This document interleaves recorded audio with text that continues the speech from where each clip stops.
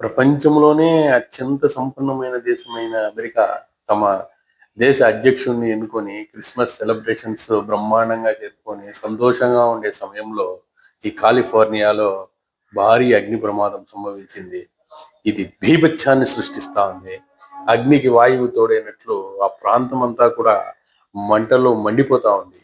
ఈ అగ్ని ప్రమాదంలో లక్షలాది మంది ప్రజలందరూ నిరాశ్రయులైనారు.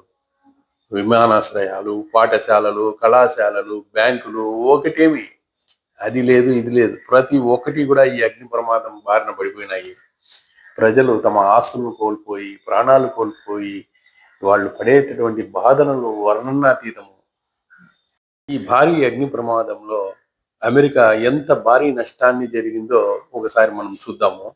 ఈ అమెరికాలోని కాలిఫోర్నియా రాష్ట్రంలో ఉండే లాస్ ఏంజల్స్ సమీపంలో చెలరేగిన ఈ కారుచిచ్చు అగ్ని ప్రమాదము వల్ల ఇప్పటి వరకు కనీసం 10 మందికి పైగా చనిపోయినారని చెప్తా ఉన్నారు.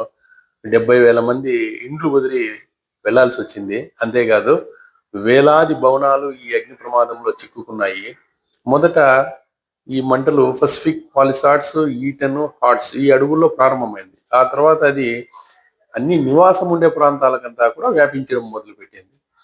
ఈ కాలిఫోర్నియాలో అడవి మంటలు చరిత్రలో అత్యంత ఖరీదు అయిన అగ్ని మంటలుగా చెప్తా ఉన్నారు. ఈ మంటలను ఆర్పేయకయ్యే ఖర్చు కానీ, మంటలు ఆర్పేసిన తర్వాత ఆ కాన్సిక్వెన్సెస్ అంటే అనంతరం ఏర్పడే పరిణామాలకు ఎంత ఖర్చు అవుతుంది, ఎన్ని బిలియన్ల డాలర్లు ఖర్చు అవుతాయి అనేది అన్ఇమాజినబుల్. అందువల్లే దీన్ని అత్యంత ఖరీదైన అగ్ని ప్రమాదము అని అంటా ఉన్నారు.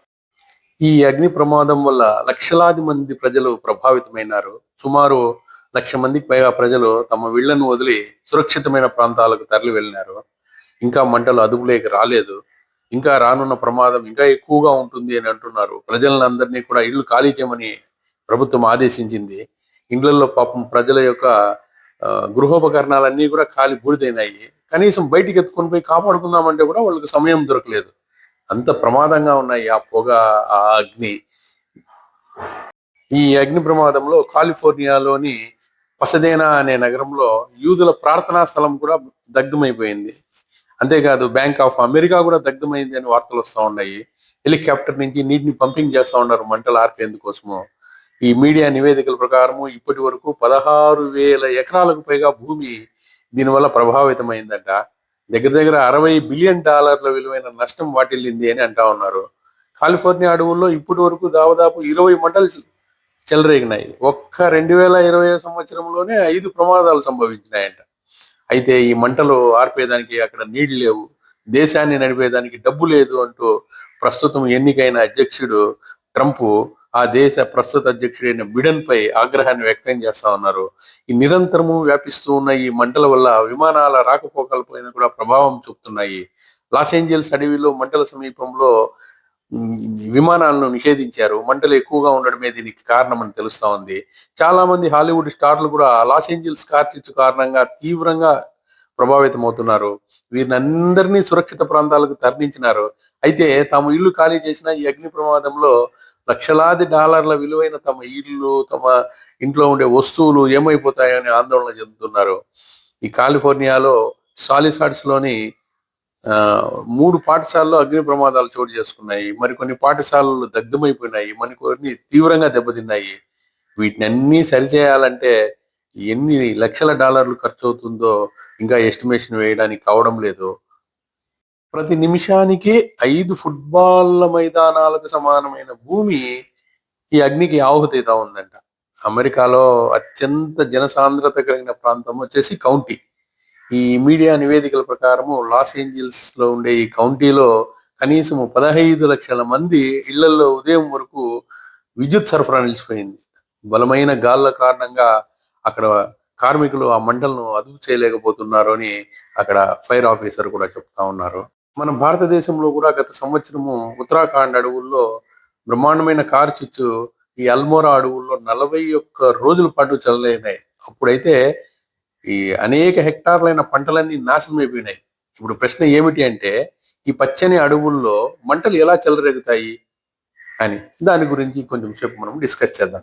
ఈ అడవుల్లో కార్చిచ్చుకు 2 ప్రధాన కారణాలు, సహజ కారణాలు, అసహజ కారణాలు. ఫస్ట్ సహజ కారణాల గురించి మనం డిస్కస్ చేసుకున్నట్లయితే, ఈ అడవుల్లో సహజంగా పిడుగు పడేదాని వల్ల ఈ పొడి చెట్లు, గడ్డి ఇవన్నీ తగలబడతాయి.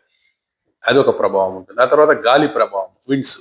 ఈ ముఖ్యంగా ఇక్కడ శాంతా అనే గాలులు ఉన్నాయంట మన కాలిఫోర్నియా అడవుల్లో. ఇవి విస్తృతంగా వీచేదాని వల్ల ఆ గాలులకు మంటలు ఇంకా ఎక్కువ వ్యాపిస్తాయంట.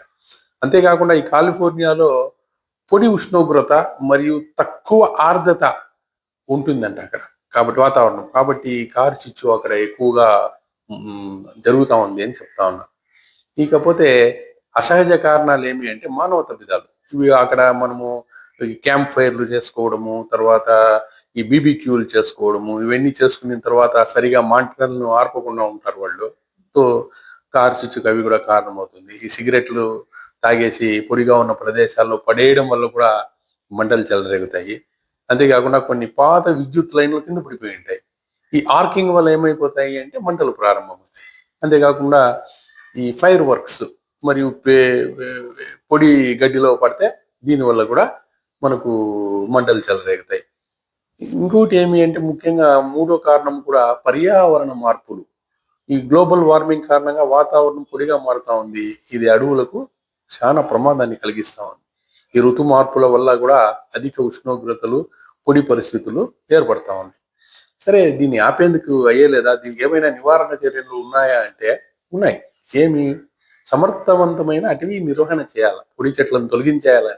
ఆడ ఎండిపోతానే అక్కడ గుబుర్లు ఉండకూడదు, తీసేయాలి. అంత పెద్ద అడవుల్లో ఇది సాధ్యమా అంటే చేయాలా, తప్పదు. మురుగునంతా శుభ్రం చేయాలా.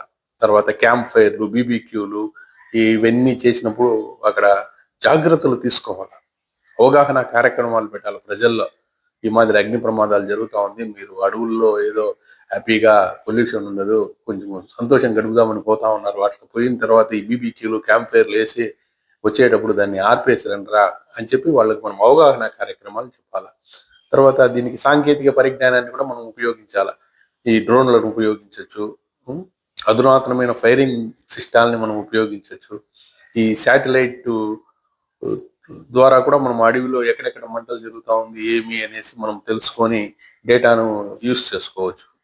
అంతేకాకుండా కొన్ని రాజకీయమైన నిర్ణయాలు కూడా ఓటు బ్యాంకు రాజకీయాలు కాకుండా ప్రజల యొక్క అవసరాలను దృష్టిలో పెట్టుకుని కొన్ని కఠినమైన నిర్ణయాలు మనం తీసుకోవాలి.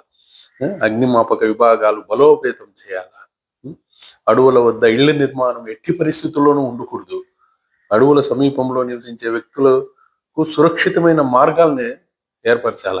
ఈ గ్లోబల్ వార్మింగ్ తగ్గించే దానికోసము పునరుత్పత్తి శక్తులపై కూడా దృష్టి పెట్టాలి. అడవులను పునరుద్ధరించడం వల్ల కూడా మనము ఈ కార్చిచ్చును ఆపేదానికి మనము ప్రమాదాన్ని తగ్గించవచ్చు. ఈ కార్చిచ్చు కారణంగా తీవ్రంగా నష్టపోయిన ప్రజలకు ఆ దేవుని యొక్క కృపా కటాక్షాలు ఉండాలని, ఈ మంటల్లో ఇళ్ళు, ఆస్తులు, జీవనాధారాలను కోల్పోయిన వారికి ఆ భగవంతుడు ధైర్యాన్ని, శక్తిని ప్రసాదించాలని, ఆ తర్వాత ఈ అగ్నిమాపక సిబ్బంది వాళ్ళకు కూడా ఆ దేవుడు ఒక సహనాన్ని, బలాన్ని ఇవ్వాలని, ఇంటిని కోల్పోయినటువంటి వాళ్లకు భగవంతుడు తిరిగి ఆశ్రయం కల్పించాలని మనము ఆ దేవుడిని కోరుకొని వాళ్ళు అక్కడ ఉన్నటువంటి అమెరికా వాసులు క్షేమంగా ఈ అమెరికా కారు చిచ్చు నుంచి బయటపడాలని కోరుకుంటాం. Thank you. సర్వే జన సుఖినో భవంతు.